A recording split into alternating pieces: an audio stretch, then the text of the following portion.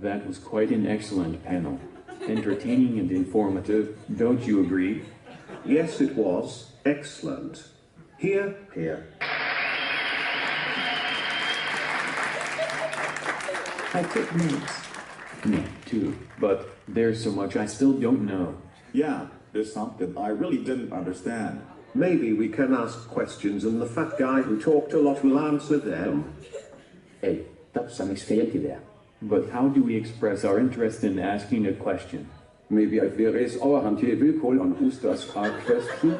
Like this? No, Max, like this. I wish to learn. Achievement knowledge.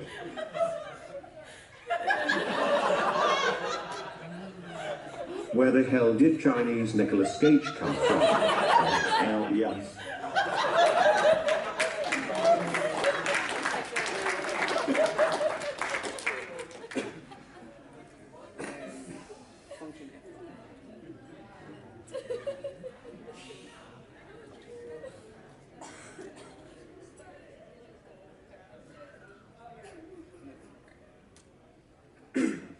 So if anybody has any questions, I can go through that now. It's up. How familiar are Japanese people today with these stories? Do they have read them? Or would they be sort of like us, vaguely knowing who the characters are in the Odyssey?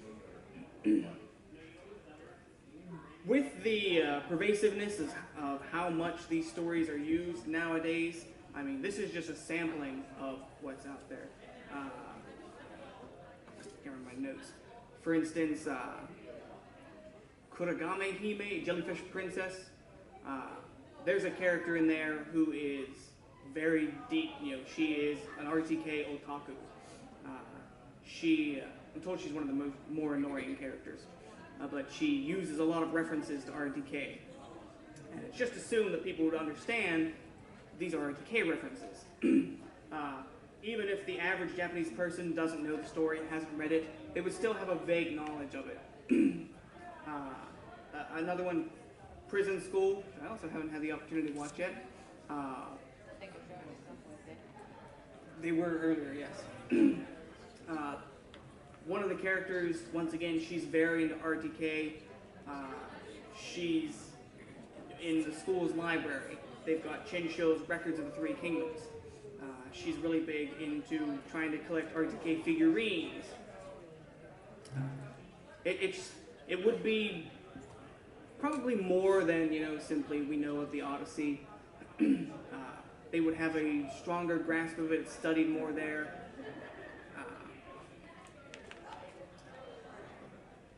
So, more than we would have, a basic understanding of, the Odyssey, Greek, tragedies, the Roman retellings of them. It would be kind of like we know Shakespeare. It is kind of taught in their school systems, I believe. If you're not a fan of it, you might not, know all the details. But if you were a Japanese person watching TV, you could probably understand. Oh, that's supposed to be a reference to, Kongmei. So your hand next. Yeah. So the Dream at the Red Chamber. Are there any noticeable references or anything, or do people just like to pretend they didn't have it? That one's kind of hard to reference, references to it, because like I said, it's a slice of life. You could probably argue that, any slice of life thing could be based off of it, but slice of life dramas were around before it too. It's just that it's harder to relate, there aren't a whole lot of characters that you could say, oh, this is definitely a character from Hongmo-main, because they're just kind of regular people going through. It's basically the rise and fall of a family. You could try to find references, but it's also not a lot of, Toriyama Akira definitely said, yeah, I based Dragon Ball off of Sayuki. Prison School, this person is looking for RTK figurines. There's not a whole lot of, manga and anime authors out there that said, oh yeah, I based this character off of, somebody from Hongmo-main.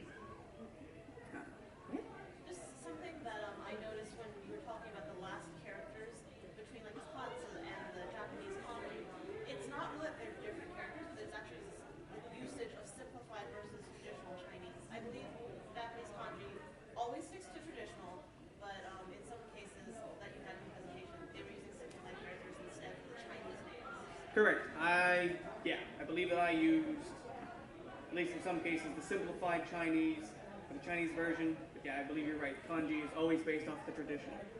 Thank you. Any other questions? Go ahead.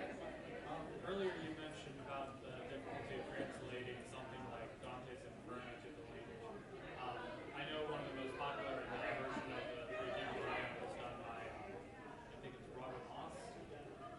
That one I know was done more as a direct translation rather than trying to have the original poetry in it. Do you have a preference for the translations? I prefer if they can retain the poeticness of it as best they can. Like I've been doing a lot of research on Waka poetry, and part of that is Tonka, and it's like 575. It's very hard sometimes to get that to match up, and as best as we try to when we translate it, especially old Waka, it wasn't as syllabic. It was based on on, which is kind of, for instance, Nippon is a two-syllable word. That's Japanese for Japan, the Nippon Koku. But it's a for-own word because it's, the N is its own, on, and then the P gets one on, P-O gets another one, and then the final N. So it's ni, p, po, ni, for on. So in a poem, that would count as 4 points, whereas we would look at it as only 2 because it's ni on, or ni on. With that though, for instance, RTK, a lot of translations with it. And one thing you'll find too, I believe the old Robert Moss translations have Wade Giles. They'll have like Wade Giles translations. So where like Guan Yu is often Huang Wu. Liu Bei is often referred to, just like Zhuge Liang is Kong Ming. Liu Bei will be referred to by his style name. They'll spell it as Yuan Te. Whereas in the later versions, they'll use Hanyu Pinyin style of translating Chinese to English. It's not so much style, just romanization. And there he is Zhuan De, with like an X. Hanyu Pinyin is supposed to be better overall. It's supposed to be closer to the original. However, you've got to know how to read it. For instance, Cao Cao is TS apostrophe AO, TS apostrophe AO in Wade Giles. In Hanyu Pinyin, it's, like I showed you, CAO, CAO. But you've got to know that that's not Cao Cao, it's Cao Cao. So like I said, I prefer if they can maintain the poeticness. However, it does come down to readability. If it's beautifully poetic, but you can't understand what it says, it doesn't really matter. Any other questions?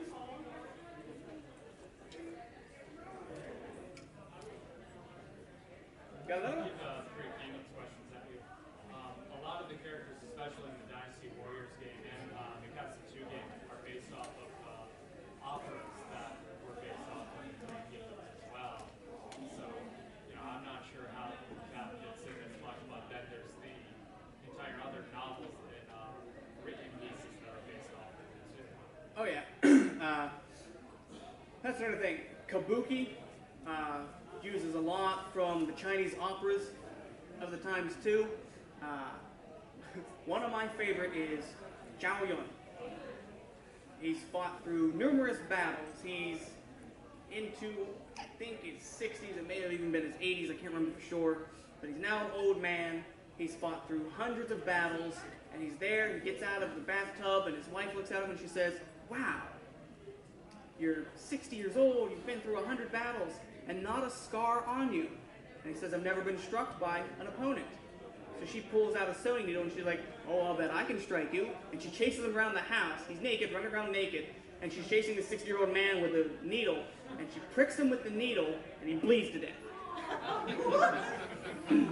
And the idea of the opera is to show even the greatest man can be brought down by a woman. In reality, he died of old age. But it's not as nifty as the story is. He died because his wife pricked him with a needle.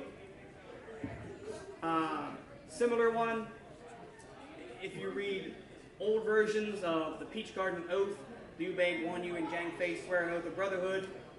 That's one of those 70% fact, 30% fiction things. They didn't actually swear an oath of brotherhood in a peach garden owned by Zhang Fei. It's regarded that they slept together in the same bed, like brothers. They were very close, but one of the Chinese operas of the day has them deciding, well, who's going to be the eldest brother, who's going to be the youngest brother, and so they suggest, why don't we climb up a tree? So Zhang Fei gets partway up the tree. Guan Yu climbs even higher in the tree, and Liu Bei says, I'm too noble to climb up the tree. So they decide, all right, Liu Bei will be the eldest brother, then Guan Yu, then Zhang Fei. Another version of that story is, realistically, they chose who was the elder because Liu Bei was the eldest, Guan Yu was a year or two younger, and Zhang Fei was 2 or 3 years younger than him. Another story is, as they're leaving, they say, Liu Bei, you have an aged mother, she can fend for herself, you can send money back to her. Guan Yu says, I've got a wife and a couple of kids. Zhang Fei's like, I've got a wife and a couple of kids too. We can't bring them on campaign, but we can't leave them behind. What should we do? And Liu Bei says, well, brothers are like arms. You can't do anything without them. The wives and children are like sleeves. If you just cut your sleeve off, you still have your arms. So we've got to kill your wives and children because we can't leave them behind. And they're like, but how will we do that? And Guan Yu says, well, brother, Zhang Fei, I can't bring myself to kill my wife and children. I'll kill yours and you can kill mine. So they kill each other as family and they say, oh, there's nothing holding us back. Let's go fight a war. Do you have more? I was wondering, did you hear that they're making a new game where Gakkou is an alternate universe where he takes Liu Bei's position as kind of shoe? They're having it as if he was the rather than That's interesting. That's kind of like, I think it was for the latest version of Nobunaga's Ambition. They made a manga about it where some kid goes back in time. No. It's Oda Nobunaga. After dying at Honnoji, he goes back in time to where he was, I believe, before Okehazama. And but he remembers everything up to Honnoji. And so he decides, I'm going to relive my life, but knowing what I know. There's another manga that they made that it's a kid that goes back in time and meets Nobunaga. And Nobunaga decides, I love to have fun, you take my place. So the kid struggles to maintain history because he's got a history book with him. Kind of like Ash in the Evil Dead in the, the third Evil Dead movie, Army of Darkness. He's got his chemistry books and all that because he was originally a college kid in the first. So he's got a history book. And when he gets time, he checks the history book to see, what am I supposed to do? And the real Nobunaga says, I'm going to go out and have fun, and in a few years I return. And when he returns, he adopts a new name, Akechi Mitsuhide. So he serves the fake Nobunaga as the real Nobunaga, and the kid doesn't know about Honnoji. He just keeps, whenever he gets a chance, what happened at Okehazama? I'm supposed to win this. All right, I got to figure out how to win this. What happens here? What happens there?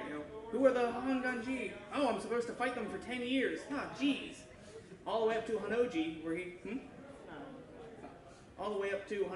finds out, oh, Akechi Mitsuhide is supposed to kill me. What? And it's Nobunaga trying to retake his place. He sees, all right, the fun's over now. I want to be ruler again. I haven't had the opportunity to read the whole thing, but the few bits that I've read seem pretty interesting and funny. We've still got like 5 minutes. Any other questions? Go ahead. We hear no story about outlaws in the marsh.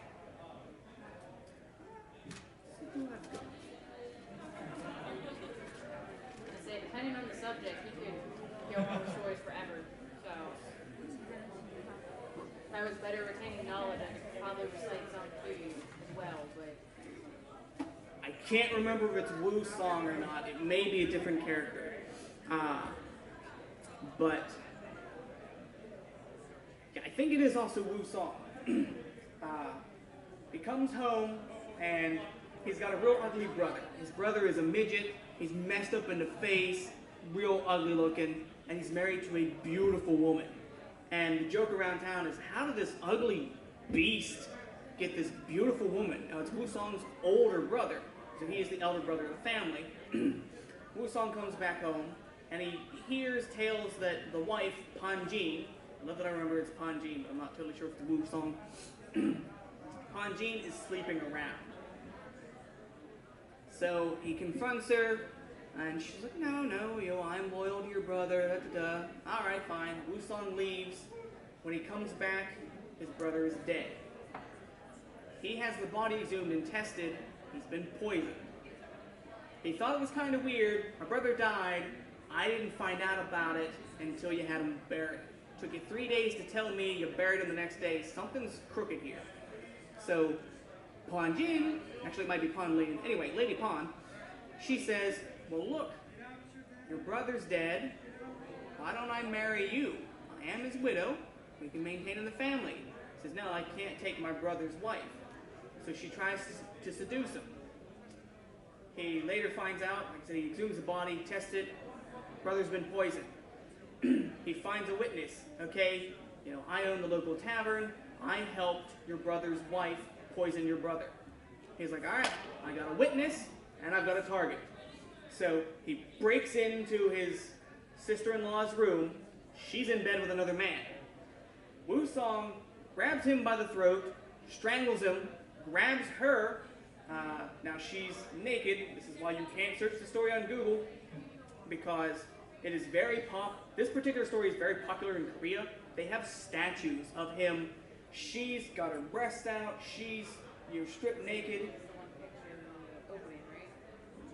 That's actually a different person. Yeah, the one in the opening where the guy's got a knife in his mouth and he's strangling two people. That's a totally different character. But Lady Pan in the statue is bent over backwards like this. He has a knife up here about to stab her, but he's licking her chest. It's kind of creepy. But he chokes her and he stabs her and kills her, says, there we go, I've avenged my brother. He brings, the tavern master up, testify that she was, an adulterer, and there we go. Probably should still get out of here though, I did just commit a crime.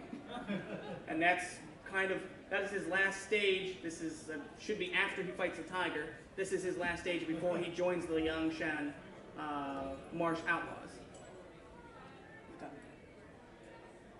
10:28.